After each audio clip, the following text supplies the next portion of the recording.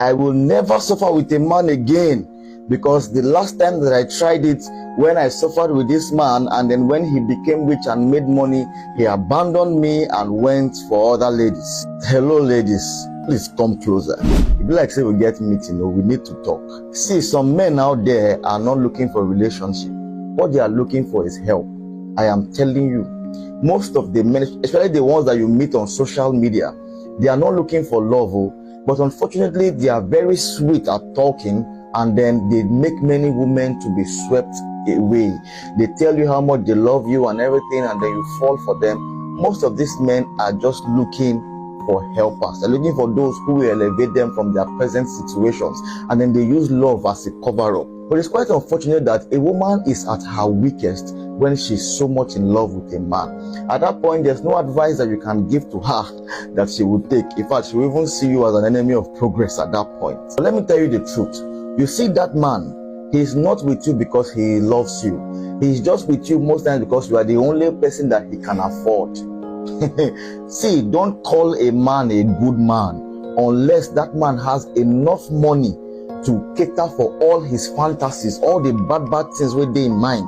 When he has the money to carry them out, and still he refuses and still remains disciplined and does not do those things, that's why you should call a man a good man. So men are only acting good because they don't have the money to fund whatever lifestyle it is that they desire to have. So men don't drink and get drunk because they don't have enough money to even buy alcohol. I'm telling you the truth. So when you should call a man a good man is when that man finally has been blessed and has at least some money to do some of the things that are in his mind to do, and yet remains steadfast, and yet remains good, and yet remains with the woman that he was with even when he was suffering. That's when that man is a good man. And I just want to give you some indications how you can know a man who, when he gets rich, will leave you and go for another person. The first thing is, what does this man do whenever he has little money? You know, no matter how broke a person is, sometimes he gets some little money, probably by one business or the other, or somebody just gives him an order. What does he do with that money? Does he, even no matter how small that money is, get you something at least? Does he say, this my lady has always been there for me and everything, and even when he gets little money, still thinks about getting something for you?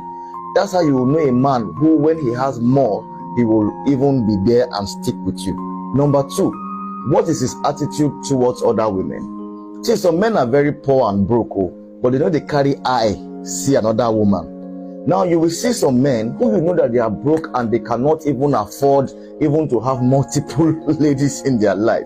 Yet you see them calling every single woman they meet sweet names, and even in your presence, you are with them, but every woman that passes by, they look at them from head to toe and they call them sweet names. Hey, beautiful. Hey, sweetheart. Hey, this one, that one, that one.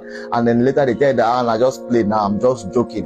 That man, when he becomes rich, he will leave you alone. Then again, what is that man's attitude whenever both of you have a quarrel? What are the kind of things that he says to you?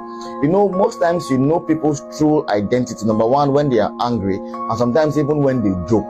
Some people say what is really in their mind through anger or through jokes. So what is his attitude? What kind of things does he say to you when he is angry or when both of you quarrel? So does he say things like, is because I am broke now? Is because I am poor now? That's why you are treating me like this? Does he say things like, I just manage you? You know, one of these things or the other. Somehow you will know what is his mind even when both of you quarrel. So calm down and listen to him when he is angry, and then from that point begin to make your decision of whether you will stay or whether you will run for your life. Also, when a man is overly secretive with his phone, especially when even he is in the bedroom and the phone rings and then you immediately touch the phone, he shouts at you and he quarrels you, and then as if you have killed somebody.